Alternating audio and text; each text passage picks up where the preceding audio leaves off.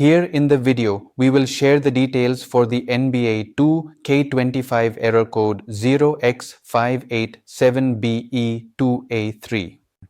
Before we proceed, I want to let you know that this is my AI avatar, and some of the visuals in the video are also generated using AI. However, all the information shared has been manually researched by me. As per our research, the error comes when players try to start the game, but instead of launching properly, the game crashes and shows this error.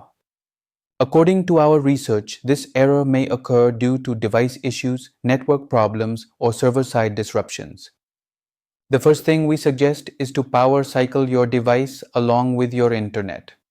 Once both are restarted, try launching the game again and check if the error still comes.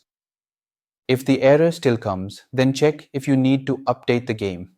If there is any pending update, install it and check for the error again.